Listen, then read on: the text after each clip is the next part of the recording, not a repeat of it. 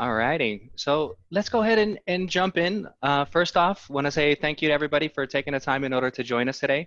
Special thank you to the expert panelists we have today. Really appreciate you taking the time in order to share your wisdom with everybody today. As far as kind of kicking it off, today's presentation, like all, are really designed in order to be useful for everybody. So whether you're a big franchise, a Y association, a studio, or personal trainer, there's going to be bits of information in here that are going to be useful for everybody. And so, with that being said, let's go ahead and kick off with the introductions. We have two awesome speakers and expert panelists today. I will go ahead and just say, just to keep it easy, maybe go from introductions left to right, as they are on the screen here. So, Michelle, if you wouldn't mind kicking us off. Yeah, it works out. Hey, everybody. Michelle Blarimo. I work with Workout Anytime franchising systems. So, franchise company. We have at least 150 plus clubs across the U.S., and we actually did break through to South America as well, which still pending, but day to day is just marketing there, and we're based out of Atlanta, Georgia. Great. I'm Marissa Hoff, and I am actually based out of LA. I ran a health club, an independent health club, for about 10 years. We closed last September, and it was a full-service health club, childcare, group X, all of that kind of stuff. And because of some of the success that we had at the club, we've had the opportunity to go around the world and consult with different clubs. So we've worked now with Stevenson Consulting with clubs on the East Coast. We have some clubs that we've talked to in the UK, and all over the West Coast too. So we've kind of gotten a chance to see what's happening all over the place.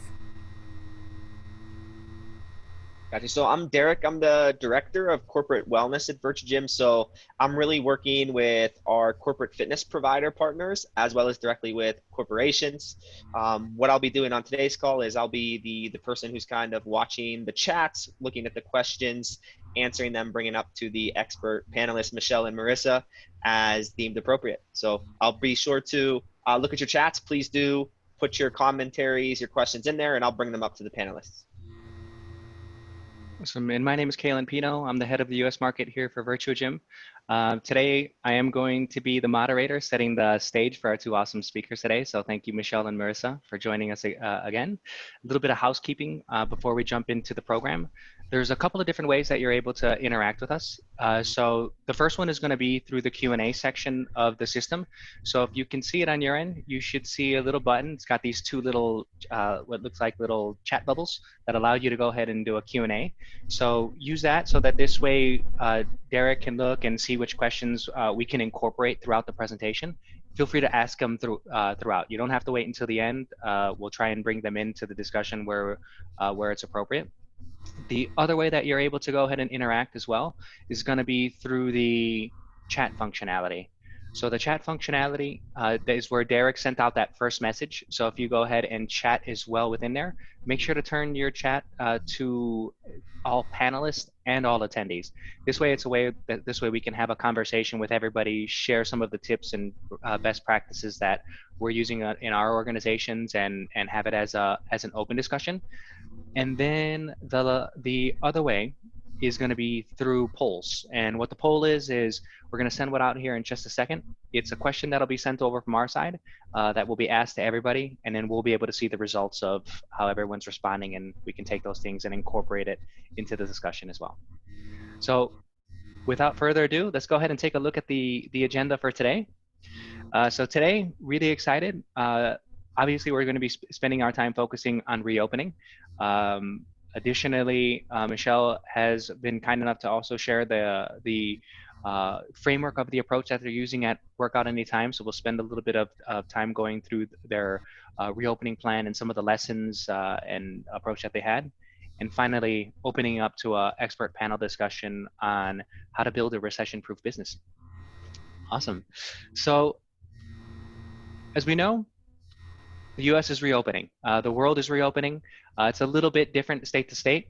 first poll question just got sent out right now. So it's the same one that we had last time, which is, has your gym reopened? The last time that we did this presentation, 90% of the people who were joining us weren't reopened yet. So going to be curious to see what it looks like now. And like I mentioned earlier, reopening is happening all across the U.S. Our panelists represent the industry in various states across the nation. And question for both Michelle and Marissa, when COVID hit and the shutdowns began, and now as we're going towards reopening, what was your vision on how you were going to support your franchise owners and also the clients that you consult to across all of the different states that are in maybe completely different situations? You want to start us off, Michelle? I was just about to say, so at least with Workout Anytime, I mean, originally even with let me go backwards to, I guess, like the closures first. I mean, the closures for us, it was more of just I guess it was a little disheartening, a little bit heartbreaking. We knew it was coming as soon as we started seeing, COVID numbers continually rise. As far as our reopening, it's a little bit more exciting, I guess, in that sense. We're cheering on all of the different states that have opened up. Like this last Monday, we just had Kentucky, the state of Kentucky, and our clubs over there opened back up, and they just had their first successful day. Really, for us, it was a matter of, when Georgia being one of the last to close and one of the first to reopen, we ended up, we kind of used that as our guinea pig testing, because we knew that the whole U.S. was kind of watching us at this point, since we were only, closed for such a short amount of time.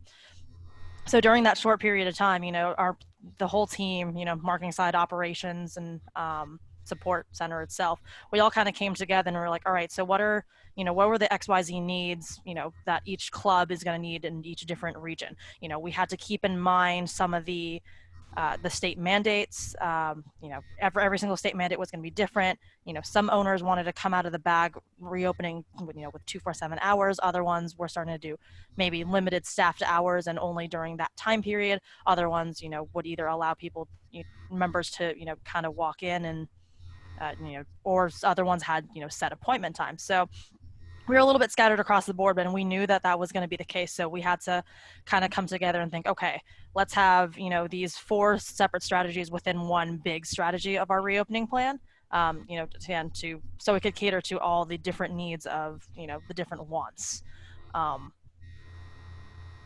just don't think there's really anything else. And, then that's how we kind of came about with this Workout Anytime playbook, or we have the rebrand opening playbook, as I sent you, Kaylin. It outlines everything as far as our, clean routine to, what to do when it came to billing after everyone was frozen for a little while, to, how to set up, for a successful reopening. So we kind of compiled everything from what we learned from Georgia. And I mean, that's been a living, breathing document we've been updating. We're at least at version 11 right now. So we're, as we come across new situations, we continue to add to it. Unfortunately, and actually I now see that question that popped through, we cannot share this playbook simply because we have a few of our, internal documents strictly for our franchise partners. So I've been asked not to share that by my company. However, I mean, if you have any specific questions, I can definitely go through them with you if you'd like, and add on some feedback there.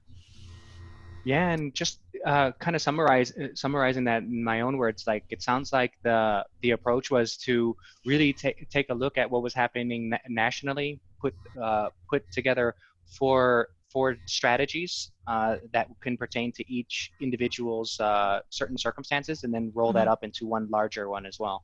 Correct. Yep. And how about from your side, Marissa? What has been the way that you've been interacting with your clients during this time, and how do you manage that? Well, I think we were all kind of in the same place when COVID hit. Everyone was panicked and really concerned and worried about what this was going to do to the business. And as you guys know, from day to day, everything was so fluid. One day we thought we were going to have everyone at 50% capacity, and then within 6 hours we were closing. So trying to support in knowing that no one knew the right answers. We were all in the same boat trying to learn together. And I think the thing that has been pivotal for everyone in the industry is how much we've come together to share and to support one another. And I mean, I know you guys too. I've done more webinars in the last 2 months, not even presented, but listen, than I did probably all of 2019. And even if you get one little nugget of information from a webinar, it's so worth it. So I know that Rex Roundtables were meeting weekly. People were really talking to each other about what they were doing and how they were going to go, and really just bouncing ideas, because there really is, as you're developing a playbook, right, Michelle? But there was no playbook for what to do in a pandemic. So just doing our best to support one another, and as Michelle said, just be ready, but ready to also adjust. The big thing that I think everyone did was go to virtual in some form or another. And what we wanted to do was support, like get something out right away. You know, imperfect action is better than no action at all.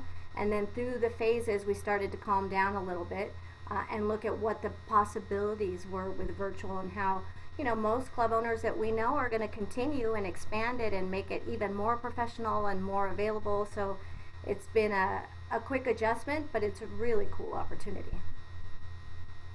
Definitely. I love that, what you said there as well, as taking imperfect action is better than taking no action at all. I mean, we've seen within the industry that, you know, there's been some people who have kind of just stood by the sidelines and say, we'll just wait for this to blow over and everything is going to be okay. And just based off of what we've been hearing in some of these other webinars and what has been shared with by other speakers as well, that approach hasn't been the way to go. The members have been appreciating the imperfect solution. So when you were mentioning the technology, they you know, many of our gyms and studios, they aren't professional video producers. Their classes are definitely rough around the edges, and the trainers' faces are in the camera and that. But the members are so grateful for those experiences, and that's been the common theme as well. Yeah. And honestly, just to add to that, Kaylin, I was going to say, I mean, even for us with our, you know, with the trainers across the board, we had started a workout of the day playlist that we did on YouTube with Workout Anytime, and you can search that. There was about 50 videos for 50 days, and a lot of them actually did come from, you know, just strictly Facebook Live videos. Other ones, you know, we had actually planned and orchestrated, you know, recording sessions downstairs from our actual corporate office itself. So, I mean, it ranges from, you know, people that, you know, did really great editing jobs and added some things to, like you were mentioning, rough around the edges. And honestly, I think some of those rough around the edge versions are the ones that, you know, our members really loved to watch the best, since it was genuine, it wasn't staged. And I think that's what they're looking for, is that genuine feeling, that realness. Yeah, and regarding the technology side, so on the video side specifically, one of the things that was shared in a past webinar was that the rise of video has taken off. So before COVID, it was about 16 to 20% of gyms who were using some kind of live streaming and video, and now it's at they said right around 60% of gyms and studios who are doing that. For your organizations and your clients that you guys are working with, do you think that video, live streaming, and recorded videos are going to be part of the solution for members going forward, or is this a temporary thing? So I definitely think that might be something that we're planning to incorporate moving forward. I know Greg Maurer, our VP of Fitness and Education, he definitely has been jumping into trying to find some new solutions for us to continue this virtual training, since, you know, there's a good bit of trainers in our network that unfortunately, you know, ended up stepping down, or, you know, were furloughed in some way, shape, or another. And, you know, we know that they want to get back into it. So this is an opportunity for them to, you know, to help us, and also to help themselves grow their own business as well, to, you know, get back into this virtual training, and to, at least, since there are still some people that, you know, are out there that aren't, you know, they're not 100% comfortable with coming back into our club locations that are open, or not comfortable with starting to do one-on-one or group training at this rate. So, I mean, again, the way that we said it, you know, allow it, like, being able to offer a solution versus nothing at all, I think for us, we're taking that same approach as, we at least want to be able to offer them the opportunity to do virtual training versus, not have an option to do it at all. We care about our members and we care about their results and their overall goals. So we want to, see what we can help them with, and, any avenue we can take, we'll take it. Yeah, and for us, I think a lot of the clubs that we've talked to and worked with, uh, they're starting to see real value specifically in the training portion for continuity. So if you were a trainer who had a client that went on vacation to Oregon, say for 2 weeks, those sessions would be lost. You would, if you're training twice a week, that's 4 sessions that you're missing out on. Now, with the advent of everything virtual, as consumers, we've gotten used to the virtual and we're starting to enjoy it. So for me as a client, I could go to Oregon and still train with my trainer because I've done it. And so it's a real opportunity to get that continuity, which will help people get better results, which will ultimately lead to better retention. And then even in the Group X space, I think people are starting to see virtual as a way to give people who are possibly intimidated about going into a class to kind of get their feet wet a little bit. We were having a conversation with a girlfriend about she was intimidated to go to a Barry's boot camp. She just didn't think she'd be ready for that. But she was completely willing to try the virtual as a way to see if she would enjoy it. And as a matter of fact, she would. And now all of us see the opportunity, even if I can't get to the gym today because I've got a webinar until 6, I can do a virtual session afterward, even if my gym is open. So I think there's so many possibilities to continue to engage consumers and get them the results that they want, that it's really exciting. Yeah, definitely. I think the piece what I took away from there is that digital can be a first step for somebody to be able to interact with the brand if coming in person is a bit intimidating. I love that. Derek, as far as the results of the poll, how did they end up shaping out? Well, the decision or the response was unanimous. So out of everyone who voted, Wow. so I think it was over 70% of the people, the attendees, they all said that they were not open yet. So maybe an indication that those who are opening are a little deep in some other business at the moment, so they weren't able to join. But probably also really good to know that everything that Michelle and Marissa is going to share is going to be very beneficial for everyone in attendance here today. Awesome. So yeah, with that kind of being said, we have 3 questions for you, Marissa and Michelle, that I think can really help a lot of the people who haven't reopened yet, in order to maybe avoid some pitfalls and and also put their best foot forward. Let me go ahead and share my screen here again, so that this way we can have them up while we discuss them. So maybe what we can do is we can go person by person and then just go through all 3 of these. So if we start with Michelle, we can go ahead and start with you. What was the biggest surprise that you guys saw when reopening? Okay, so I'll take it from 2 different standpoints here. I guess from, the marketing side of things, in addition to like the operations team members that I talked to yesterday actually about some of these. So at least from the marketing standpoint, it wasn't really a huge surprise, but we kind of saw it coming. The number of people that are, concerned about the cleanliness and sanitation of clubs, we knew that was going to be, or we had a good feeling that was going to be the number 1 question and concern when anybody is, even planning to come back to a location when they started to reopen. Another one, though, on, more the operation side, we noticed with our corporate location in Milton, which is, a few minutes down the road from our actual our headquarters office, sorry. We noticed that, across the board there, and also with a couple other of our franchise partners that we talked to, the ratio of, I guess, between men and women that actually were coming into the, the club locations, there were, significantly more men that were more comfortable with, coming back out and going back into a gym setting versus a lot of our women who were taking the approach of, doing the more at home gym, gym workouts, or, I mean, even me driving to and from the office every day, I see more women kind of on the sidewalks, just, doing their outdoor jogging or running or walking.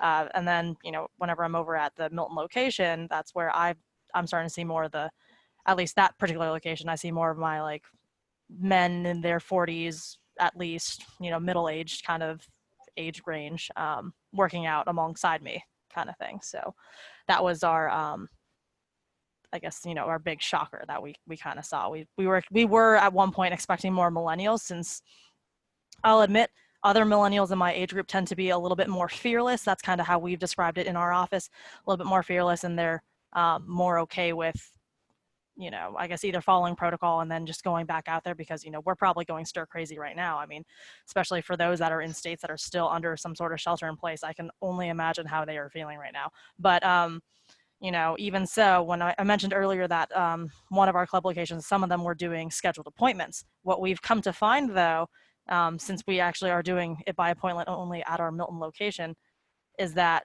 might be why we're not seeing a lot of our millennials, is because, we're not there to, I guess it was one of those, we don't want to schedule a workout. It's one of those, we schedule everything else, and then we try to schedule our workouts around our, whatever our schedule is, our social schedule, our work schedule, however that might be. So that was kind of my shocker when I started to discuss that with our VP operations actually in the office. Is, I know I personally am I struggle with, I'm running out of the office at 5, trying to make it home by 5:30, and then rush over to get my 6 o'clock appointment before the gym closes at 7 or 8 o'clock.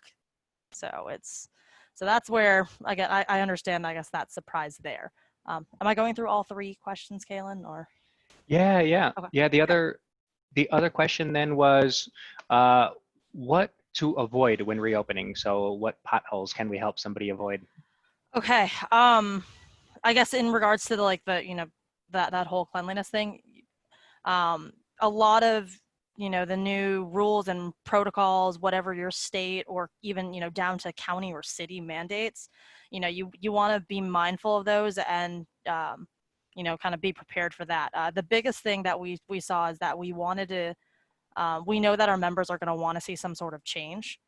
It's not going to be business as usual. That's not the case. I wish I could say it was, back to normal as soon as we're allowed to reopen, but it's really not.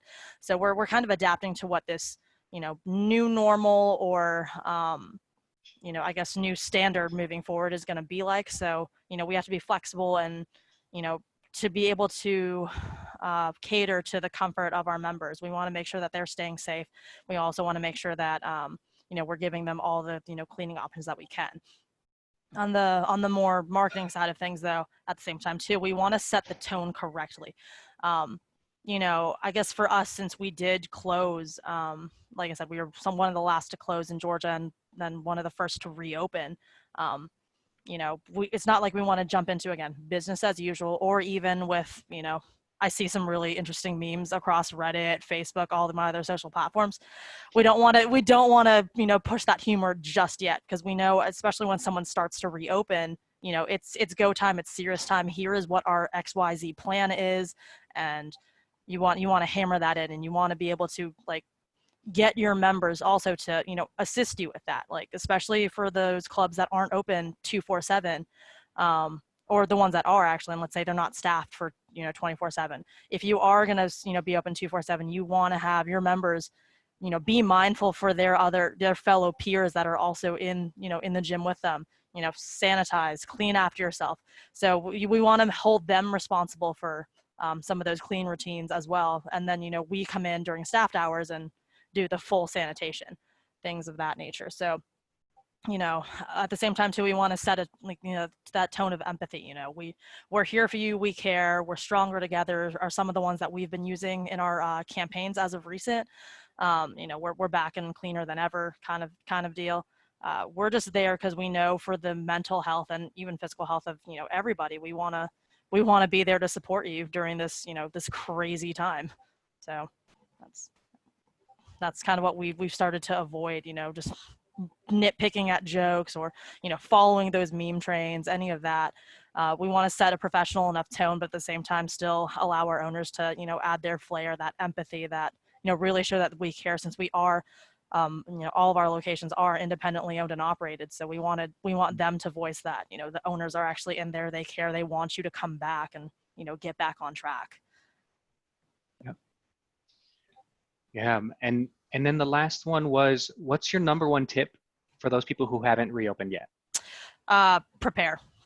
be prepared, prepare your franchise partners if you work in a, as a franchisor, be flexible as well, since as I mentioned before, we got to a point where, we have so many different regions and different states opening, but within one state, you can have 3 or 4 different counties that outline very similar guidelines, but then they have these 3 ridiculous things that they want you to do. I wouldn't really say ridiculous, but in the matter is, it makes it different enough to where we have to cater to that. Like, for example, Ohio, back on May 26th, when they were supposed to reopen the 26th, we got a last minute, message from their governor that they were able to open, that Friday prior. But previously to that, they opened up with tanning salons first. So the clubs that actually had tanning in our locations were, they obviously wanted to open. They wanted to bring their members back in. They even offered for their members, tanning to all membership types, during this short period of time. Just, for us, in a sense too, that would, potentially incentivize them to upgrade to, our premium membership that does offer tanning and hydro and things of that nature. But, being able to offer something to, I guess, kind of let them, sit back and relax was kind of, I guess, the mindset of some of our partners that were out there in that state. And then same thing, we go with, going back to, I guess, that being prepared, making sure you have all the proper PPE, that clean routine set in place, and making sure that's a standard across the board. Because for us, our CEO, Steve Strickland, his number one thing, I remember when I first got hired on, was club cleanliness. That is the one thing that he looks for, because if one club looks dirty, all of them are dirty. So for us, as we said, not going back to business as usual, we want to step up what our good standard of cleaning already was. We want to kick it up another, 2 or 10 notches, like, continually cleaning, continually sanitizing, following your members along, that if you are open again, following your members along and just making sure that they're sanitizing after, or that you're cleaning up after them as well, just to prepare it for the next person that's going on that piece of equipment. So, some of that, and also educating staff about billing. We actually, I can admit we had a couple of hiccups through that. We offered like a prorate option at one point, and then other clubs were, just billing on one date and just turning billing back on at that date, which would reset some new billing. So making sure that all staff and, managers, even yourself, understands, what you're going into, as far as turning billing back on. That's very important, just so that, so you can also educate your members, this is how it's going to happen, so you can avoid the, wait, why was I still billed during this time, or any sort of cancellations that come after that. So Yeah, and maybe a follow-up to that, Michelle, you kind of said the magic word, prepare. It's actually in one of the questions that I got from the attendees. And the challenge for them is this particular person does not feel comfortable with kind of educating on the new protocols. And I think it has to do with the fact that, as you're saying, we're kind of learning as we're going to some extent as well. We can create processes, a playbook, etc., but things are changing pretty readily. So I guess, how did your teams prepare? And I guess what I mean by that, in addition to the playbook, were you guys also doing like education, training sessions to the staff, etc., to make them more confident? So we kind of weren't. Actually, it's funny enough, I was actually starting to type a response for that question before we got into our big 3 questions. A little savvy with Zoom, so I tend to sneak into things early. But otherwise, I mean, so as far as preparing, the whole teams, because again, we're nationwide, we're across various different states. We have a group of area developers who are basically like an additional support team within our support team. So if anything, we definitely prepared them, again, with our Work at Anytime rebrand opening playbook, has all these processes in place. If anything, we needed to, when we did a big, massive call with them, just to kind of really, when we were creating it, we were brainstorming with them to see, what we needed, what some of their region, the people in their region were asking for. We tried to, at that time when we made that first version, it was really trying to pull everything from what we knew at that time to, apply into, one big plan.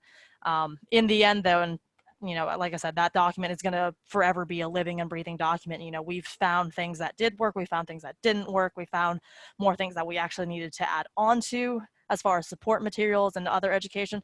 But most of the time, and even during this crazy time, we haven't really kept to our traditional like 9 to 5 kind of hours. I know have been way more flexible, especially when I was working from home. I made it easier for anybody if they needed like half an hour just to review how to do XYZ things, because it was the last thing that was on their mind, to think about back then. But now they wanted a refresher.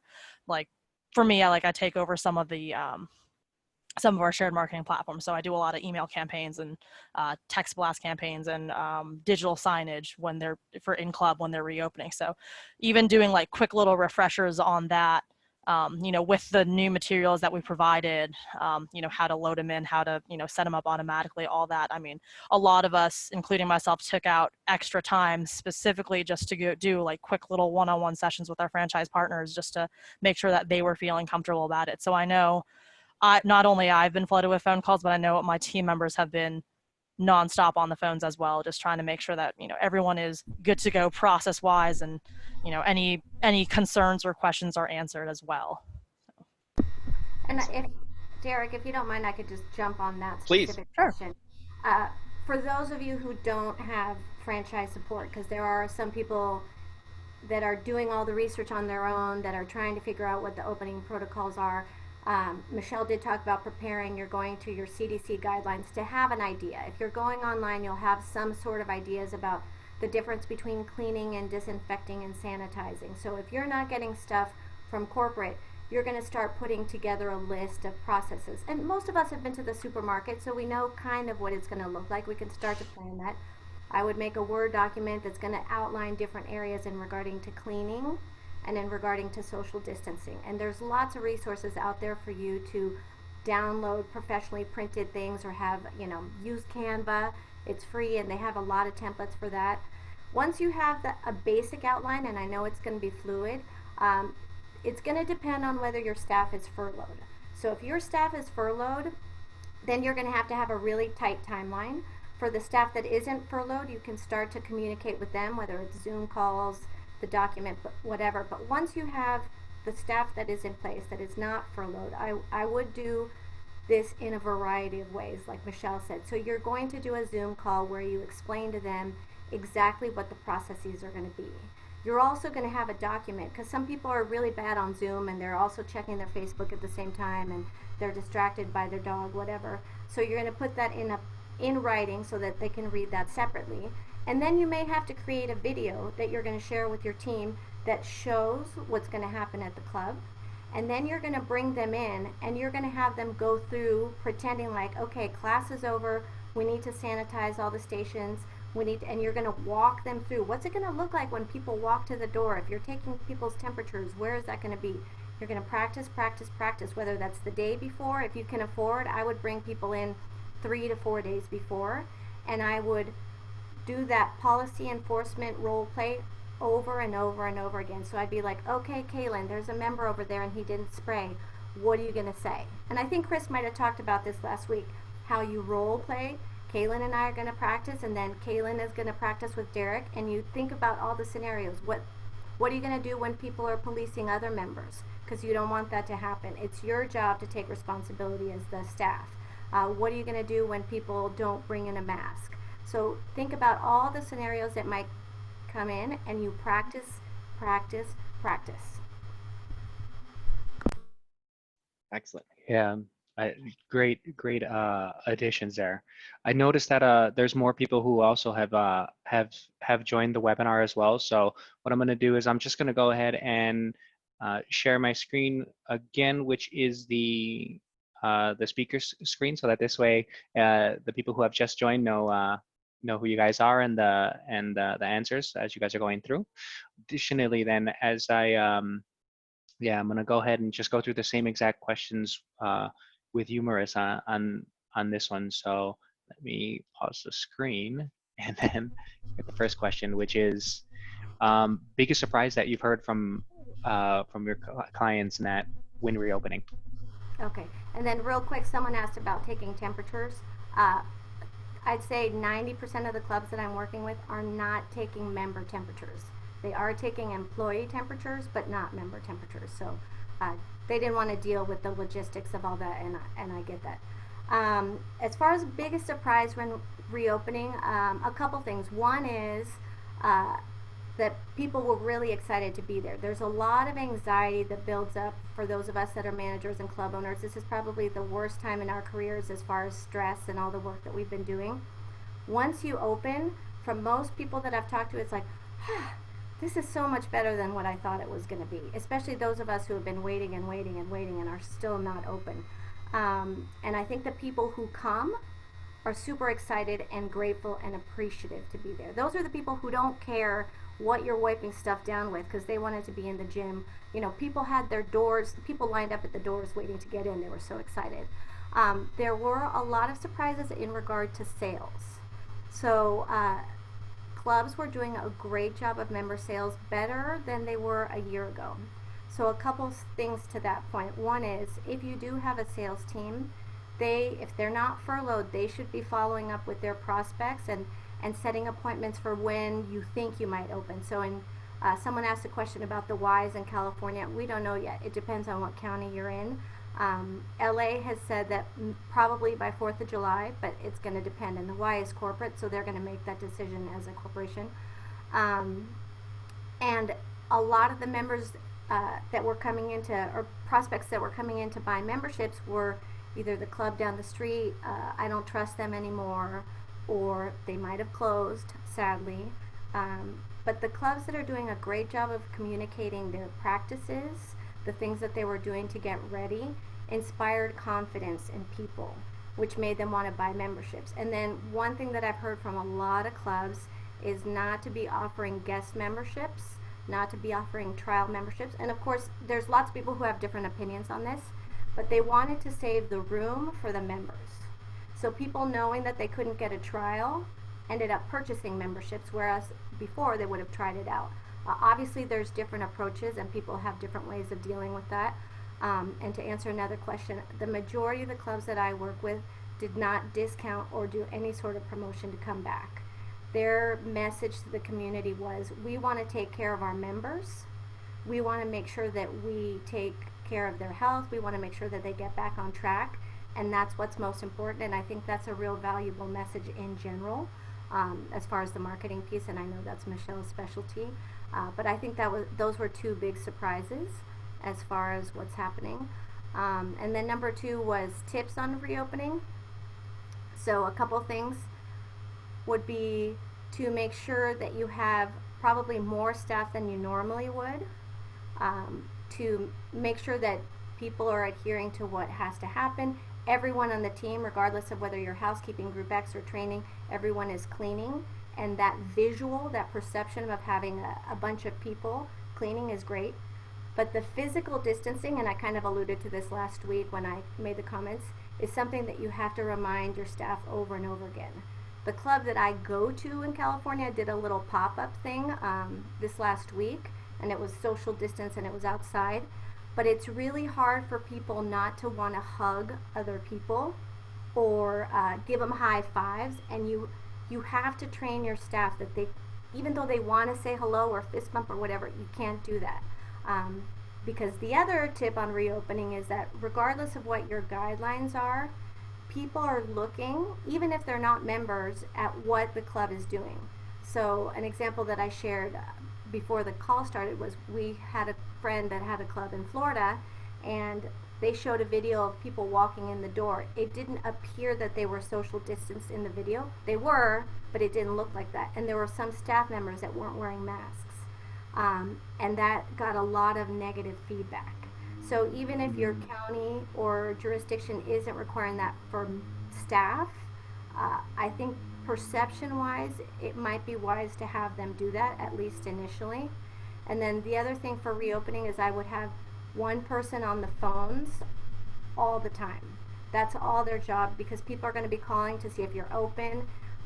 They're going to be asking questions about your cleaning procedures. So if you know what you're doing, you're going to have a little card so that people can read off, oh, we're using a natural this and a disinfectant 3 times a week, so they know that inside and out. And then I would have another person monitoring social media, because people are going to be asking questions. you know, we saw Equinox when they put their new policy out, they had like 2,000 comments, and they were on top of it. They were answering and saying, DM me for more. People are going to be asking questions about your billing, like Michelle said. So if you're not corporate, you need to talk to your billing company and know exactly how it's going to work when you turn on. So for instance, some of us closed in mid-March, but we had already billed people for half that month.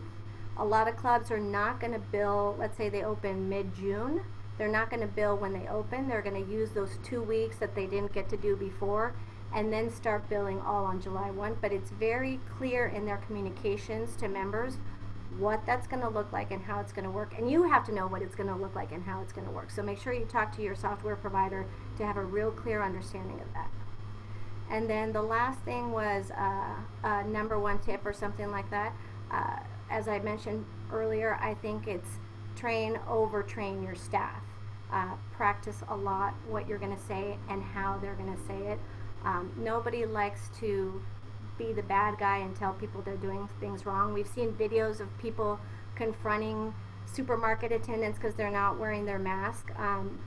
Most of the clubs I know, in response to another question, are doing an additional waiver or a new membership agreement, and also having very clear either house rules for health or member oath or something that is very clear as to what the expectation is. That gets emailed out, that goes on social, that gets communicated. It's all over staff, so we know that we expect that when Derek comes in, he is going to be, you know, bringing his own towel. That was in the feedback for one of the clubs that I work with. That was in the survey for reopening. A lot of members were saying you really need to enforce the towel thing, because in the past the club hadn't done that.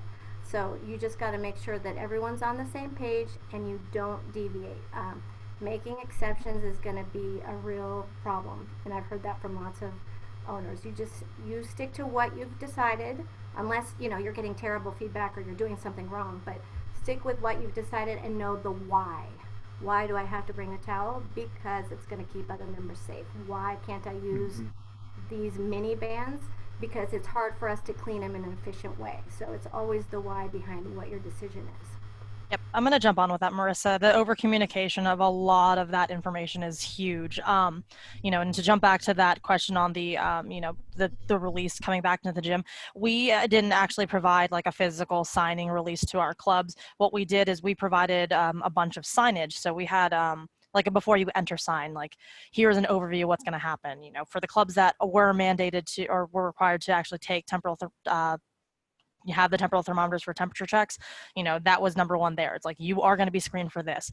If you have XYZ symptoms of the COVID symptoms, or if you've been in contact with anybody with it, know anybody that's had it, or, you know, feeling any of those symptoms, please don't come in our club. Like, again, we want to respect the safety of our members, and we want to make sure that everybody in the staff is also, you know, safe and healthy. So staff is, you know, we were constantly checking their temperatures as well. Same thing with, hey, you know, when you walk in the door, this is what you're going to do. You're going to, you know, go to the bathroom, wash your hands, come back and grab, you know, your own personal disinfectant bottle. We've created those. We even created some like label templates, since everyone's disinfectant cleaner is going to be a little bit different. So, you know, anybody, you know, we wanted to at least provide the, you know, that label with ingredients, just in case, you know, somebody happens to be allergic to any of that information. You'd rather have it out there versus, hey, what's in this? So you kind of have your, this is what it is, and this is why we did it this way.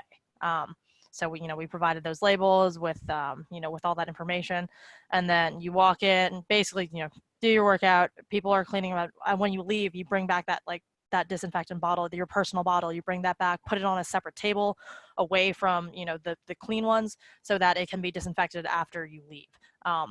Not only that, though, that actually did help us track when we were required to have only, you know, again, the groups that for a while it was 10 or less for the groups, right? So for our clubs, and thankfully, because we're a fairly small footprint, 10 or less really, it made it seem like there was a lot more space than there needed to be, which was good for, you know, when we did hit 10.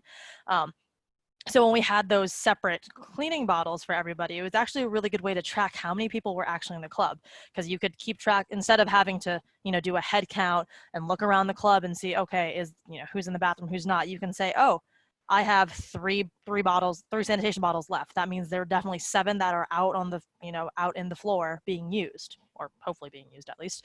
But it was an easier way to track. I know another one of our clubs actually did these, what are they called? Like name badges almost, and it was just reservation name badges, and so you would clip that to your shirt or whatever, and you'd have that, and then you would return it when you come back or when you leave, and so then staff was sanitized that way, and that was another way that people kept track of number of people actually in the club. But having that clear process in place, however your club is going to do it, was again key, and making sure that the staff was educated, your members were educated.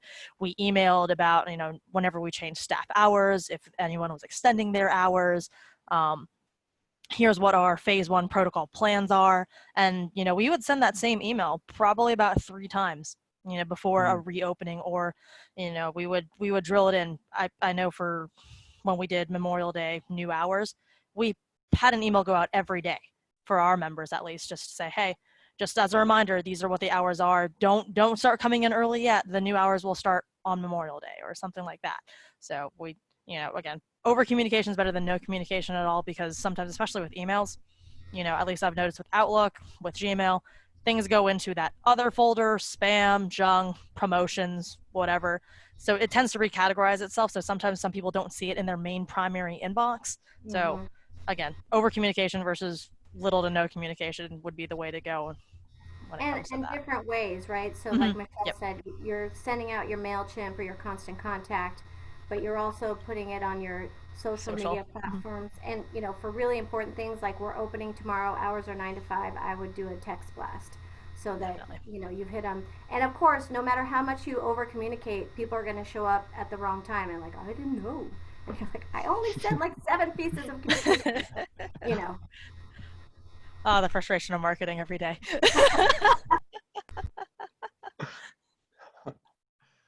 Oh man. So one thing I wanted to also just get your guys' take on as well is, especially for people who haven't opened, maybe they're thinking that reopening means that, oh, we're going to get people back in droves. It'll be 100% of the amount of members that we're used to getting.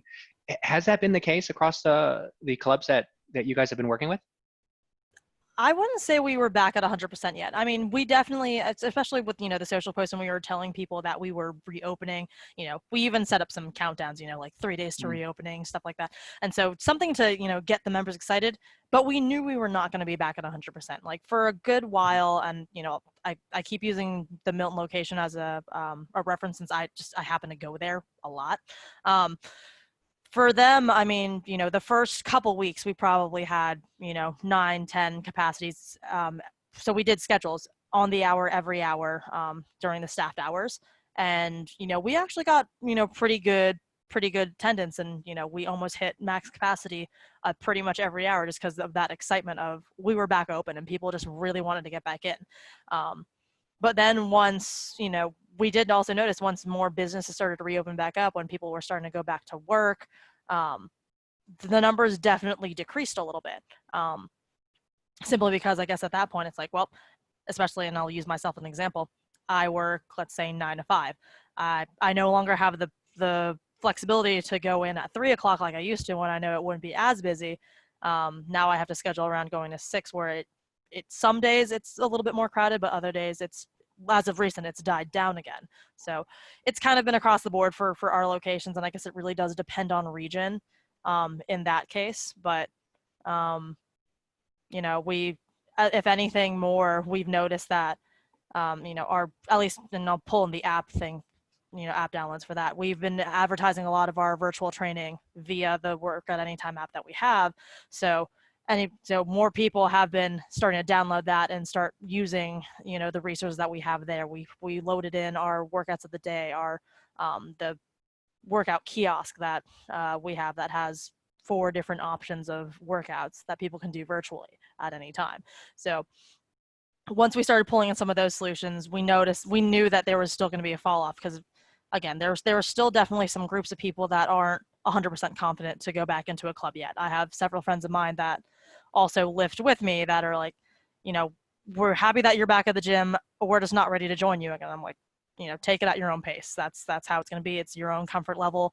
And that's honestly, they're kind of part of my research because it helps me figure out, okay, well, what is your comfort level and what are some of these other consumers feeling across the board? So, you know, for us, we, you know, being able to cater to both, again, having that virtual and having, you know, our clubs open back up again and, you know, either to set capacity or, you know, scheduling, however that is, again, having the options and trying to understand your members' comfort zones is really where we, that's how we at least use, well, that's what we use as our basis really to kind of figure out how we were going to set everything up. Yeah, and just to hop on that, obviously, your demographics are really going to dictate your attendance. So if you were at a club near a business park and you were relying on a lot of people that were working in your surrounding area, that attendance is going to be significantly lower. Or if you possibly are a club that catered a lot to women who had school-aged children, there's a lot of people that are not opening up their daycare, so that's going to affect your attendance. But in general, what I've seen from the regular, you know, full-service health clubs is within the first 2 weeks, they're seeing about 30 to 35% of their normal attendance for that time period. Within the end of the month, they're at about 60%.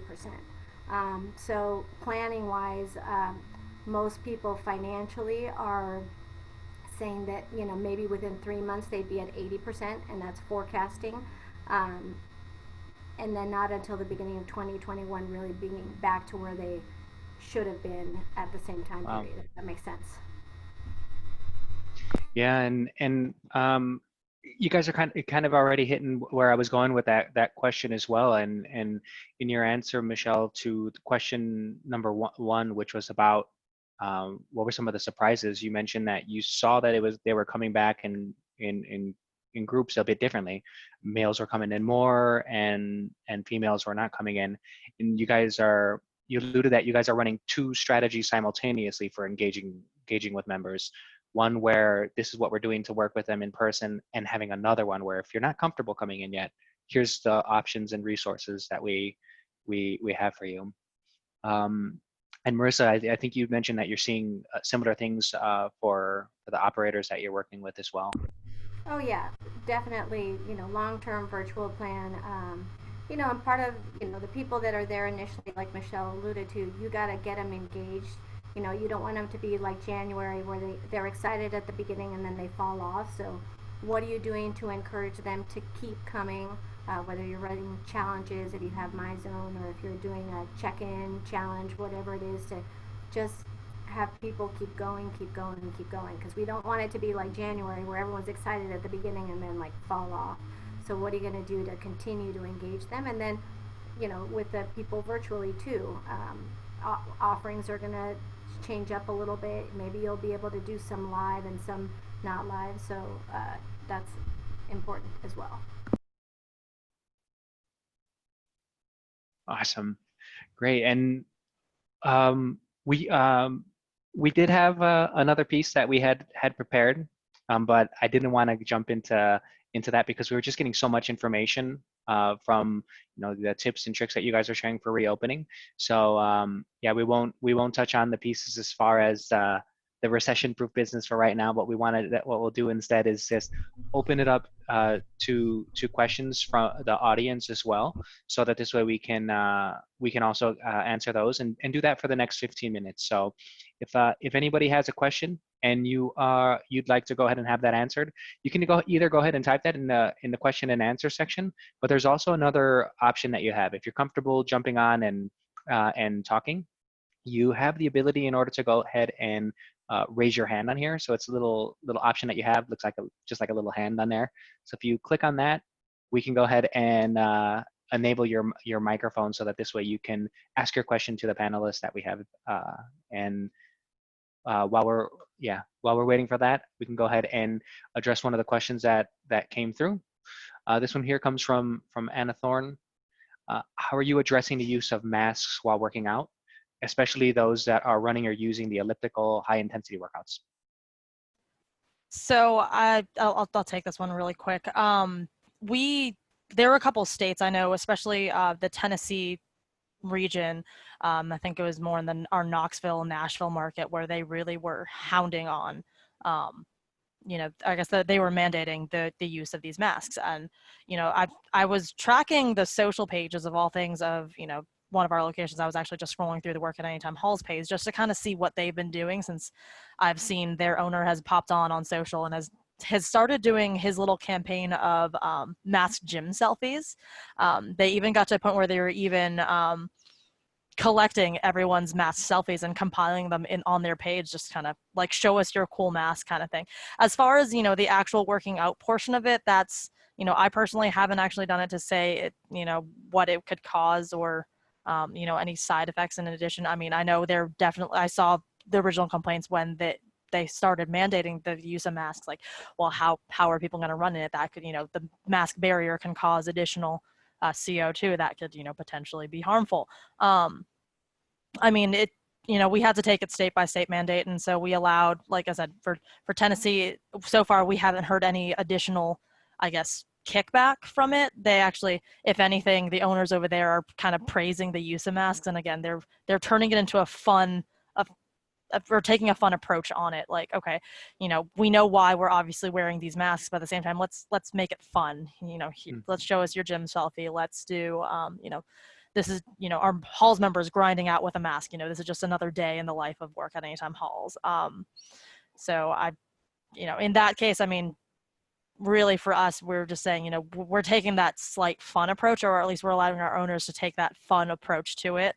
For I guess that matter that's a little bit more serious. But other than that, no, I haven't seen any additional, not really feedback, but there hasn't really been any pushback on it so far.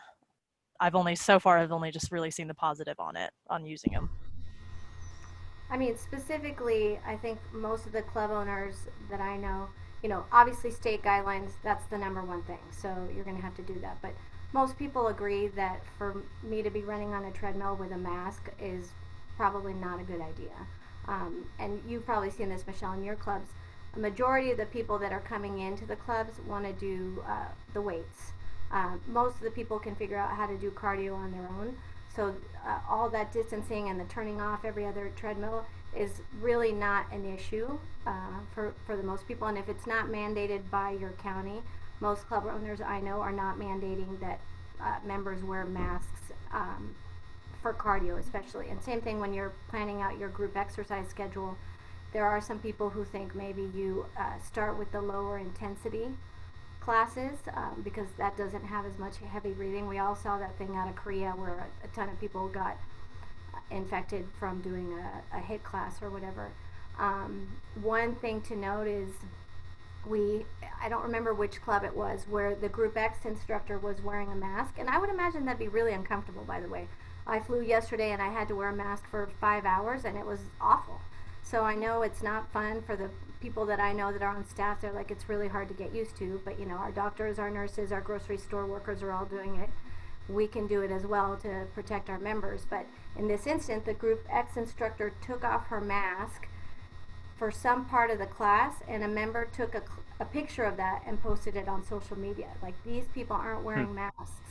So you just have to remind your staff that people are always watching. So even this, I mentioned my club that was doing their workout, one of their staff had his mask down here. Now, I'm not the kind of person that's going to post that on social media, but you just have to really be on top of that because people are watching and ready to make a big deal out of nothing if that's the tone. So as far as masks, I can't imagine having to do a heavy duty class with a mask. Oh God, no. And I'll definitely jump on the point that Marissa made where most of the members are actually just coming in for our free weights. That's very true across the board. If anything, since parks were still open to an extent, walking trails, especially in Georgia. I mean, I know we were all over the news with hiking trails being flooded by people just going through, and for the ones that were working from home or had some extra time off, they were at least getting themselves outdoors, if anything, for their cardio. I mean, the one time that I recently got my bicycle fixed and I took my bike out and I had to dodge so many people when I was just on my first basic like my first ride after several years of not riding my bike, had to, weave around people because everybody else was biking or walking or at least getting themselves out there. So as far as the basic cardio section, not as many people using it, which is a good thing. Or if anything, I know we have like with the Workout Anytime Network, we advertise something called Sprint 8. It was a matrix high intensity interval training program, 8 sprints with a 90-second rest interval in between, basically. But a lot of it, we've advertised that being able to do at home for years now at this point. It's like we used to offer that, or some of our locations do offer classes of that still, and that was something that was free to members. But if anything, we've come up with ways, our trainers and even our trainers to members, they've basically told them, hey, here's some ways to do it at home, and here are some basic exercises you can do with it, so you don't have to necessarily do it on a piece of cardio equipment. That is an option. However, there are definitely other ways where you don't have to. So in that case, basically, I guess the takeaway there is you can do it at home versus actually having to mask yourself doing cardio or doing any sort of high intensity interval training, and like, I guess, in a gym itself. So you can kind of avoid doing that by taking another option. So we kind of, like Kaylin was saying before, it's like we always try to offer an additional solution to that. We know the free weight section in our clubs tends to be a little bit larger, and it does tend to get a little bit more flooded. So the social distancing part there was honestly a little bit difficult when we first did start reopening, and we started noticing the trend of, hey, no one's really using cardio. Why is no one using cardio? But then we slowly figured out why. It's because, again, they have these, we offered these at home options for them to actually do. And again, everyone was already kind of out and about, and the ones that were stir crazy, that was the best way for them to even get outside again, was just to take a walk, take a hike, take a drive even, and get out and see some nice nature.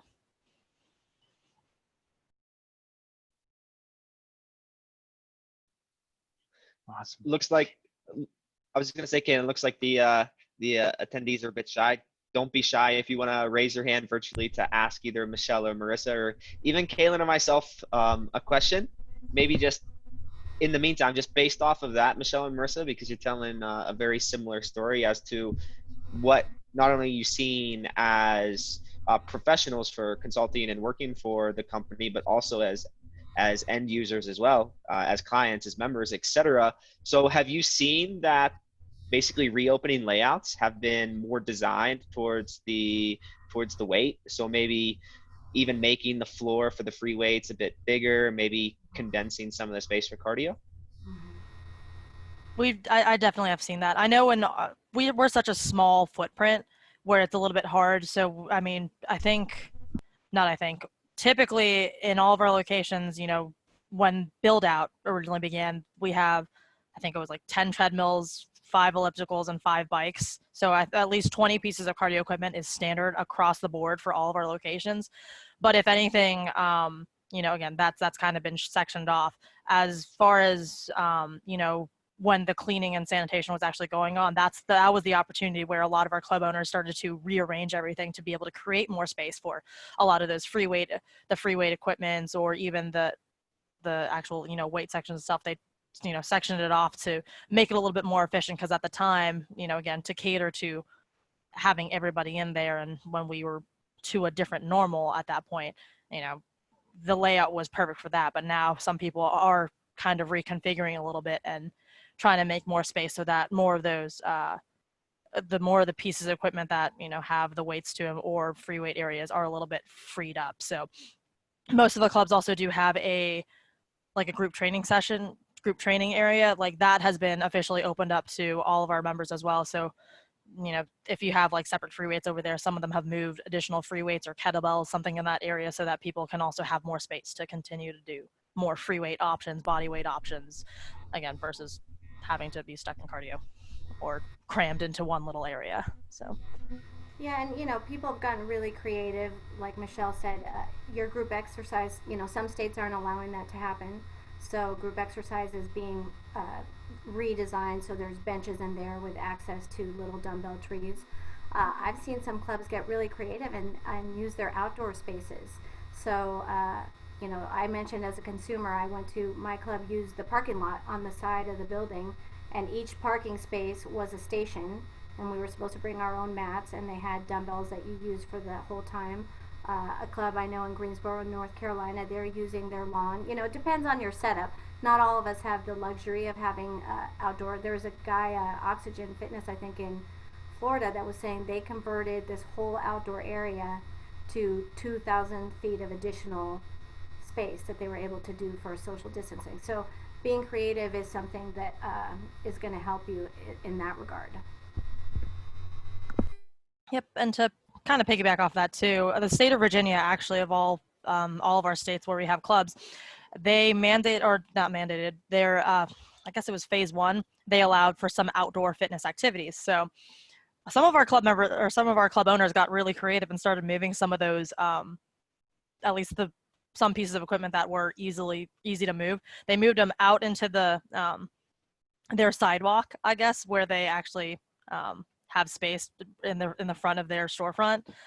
In addition, some of them are also doing like boot camps or things of that nature on weekends, just so that, again, they want to be able to engage the community and get the community back up and moving. You know, really, we're there for their mental health and mental sanity, because, you know, if you've been locked up for such a long time, you want to get moving again. So And it's great. so I thought it was I thought it was a nifty idea that they were pulling pieces of equipment out, and, you know, they would monitor it and they would sanitize it after everyone uses them.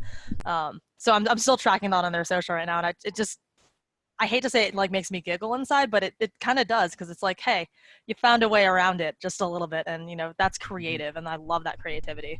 So. And it's, you know, it's getting out to the community. It's like a live billboard advertising what you're doing. And of course, everyone that's out there is super happy and excited. I think, Derek, there are a couple questions that we didn't get to.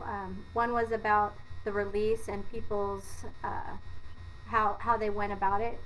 I think, as I said earlier, that the initial influx of people that are coming in don't care about any of that stuff. They just want to be at the gym, and they'll sign whatever you want. Like, most of the club owners that I know have not had any pushback whatsoever. They're just grateful and happy to be there. You know, the people that are more hesitant, you know, I think we'll see more of that down the line. I don't know about you, Michelle, in that area. I'm sorry, could you repeat that? Down the Actually, line. you guys didn't have separate waivers. No, we didn't Yeah. exactly. No. Okay. And then the other question, Derek, was about training. And I've seen, if I were running a club, I would charge the same price. That would just be me. I think the value of supervision and accountability, the value's still there. And I did a virtual training session with a club out of Minneapolis yesterday, and he was so creative in what I did, and I got such a great workout. It would not have been any different if I had been in the club. Maybe different tools, but the value of what you provide is the same. So personally, I wouldn't discount it, but I know that people have mixed feelings on that. Well, correct. And honestly, for us, we've offered all the virtual training outlets that we have currently right now. Like I said, the Workout of the Day YouTube channel, the workout kiosk that we offer. Right now, we're offering that for free for all of our members and even to the public. You can access that at workoutanytime.com, and, you know, there's a way for, you know, at-home workouts, and, you know, people can access that from there. I think at a certain point, there is going to be a plan to monetize that again, especially for those one-on-one training sessions, because there's nothing better than having, you know, again, that personal touch, somebody, you know, really observing you, making sure your form is correct, you know, that you're not hurting yourself, and that understands, you know, your past injuries to be able to help you, you know, reach your goals. So that's something I agree with you, Marissa. That's not something that we would discount at all. I mean, all day long, I've been actually texting my trainer throughout, you know, during the COVID time, like, hey, when are you coming back, or when can I start using some of my sessions with you again? Because, you know, I kind of miss that supervision a little bit. So people that already have it or that want it, they're going to see that value, and they're going to continue to see that value, even if it's virtual. And, you know, and I agree with you about the group classes. I would still offer one level, like an intro level that's free. You know, down the line, as you get more sophisticated, I would probably do an add-on. So there's like my free library, go to my Facebook page, and we have all the workouts that we did during COVID, and those are there. But then as I get better about my virtual training, I might have like an add-in option. So if you want to have in-person plus virtual at a higher level content sort of thing, I would charge that. But that's down the line. I think it's such a great thing. You know, I could go and do a workout anytime workout right now, and it would give me exposure to the brand. And if I was in the area, I might say, oh my gosh, they let me have free workouts before. I want to come in and try out the club. So I think that's a great tool. I agree. And I'm actually seeing one of the questions though, as far as the insurance for taking people outside, you know, if anyone trips on pavement or any of that jazz, that's something that you definitely want to check with your building and or landlord about. Sometimes, you know, a quick call to your insurance company that you have it's always safer to ask questions sometimes. We had to do this actually when we started advertising, you know, just general outdoor boot camps. You know, especially if you're doing it in a public place like a park or any of that, you know, when you're out to get that permit or, you know, at least ask permission to, you know, reserve that area, check with them to see, you know, what they do insure, what they don't insure. It's, you know, and again, always check with your insurance policy. They're the best people to talk to. It's usually a quick call. Just to see, hey, what is allowed, what isn't allowed, because then it helps you get better guidelines as far as, you know, how many people you can actually have outside, and, you know, what equipment you can even take out there, things of that nature. It's, you know, I personally like to err on the side of caution when it comes to that, so I'd rather ask all the questions ahead of time before, instead of asking for forgiveness later kind of thing. So when we ran our club, our insurance permitted us to have outdoor on the premises of the plaza, and the landlord, you know, when we signed our lease, we had to have a rider with them that they were not liable for anything that happened. So it's one thing if you take them down to the beach, but definitely going through your insurance is great advice, Michelle. Yep. Awesome. Well, we are at 1 minute before time. Before we sign off, just want to say thanks again, Michelle and Marissa, for taking the time in order to chat today. For those who are in the audience, what's the best way for them to be able to get in contact with you guys? I'm always reachable by email. So actually, and if that's something you want to share, you know, feel free to. You can reach me anytime, michelle.villarimo@workatoutanytime.com. Typically, the best way to get me, I tend to be in and out of meetings quite often. So if anything, I can always pause and, you know, type a quick message or try to schedule a call with you. And, you know, if you have any additional questions, feel free. If anything, there's also other people in my office I can always point you in the right direction to as well. And I'm sure that they'd be willing to also help out there. And I just, you know, you can message me on Facebook, find me, or I put in my email too. I'm happy to help you guys out if you have additional questions. Yep. Good luck to all of you. I'm super excited. I know you're all super stressed, and it's a terrible time, but I promise you it's going to be so much better than you expect when you open, and you're going to love that your members are so happy to see you, and I'm sure you'll be happy to see them too. Oh, definitely. You know, my last piece of advice that I'll give you guys is just breathe. You know, keep calm, carry on. There's going to be a lot thrown at you, especially when it comes to state mandates. And like I said, we had to go down to the nitty gritty of county and city for a lot of our locations. So if anything, just, you know, keep it calm. If you have a corporate to at least, you know, reach out to, use them. They more than likely have everything for you already. If not, you know, seek advice from any of us, and we'll be glad to help you just kind of, you know, condense it all a little bit and just break it down to make it a little bit easier. This will pass at some point. Alrighty, well, thanks again, guys. Thank you so much. Thanks to the audience for joining us today, and we'll catch you next Tuesday. Yep. Take care. Bye, guys. All right, take care. Thanks again, everyone.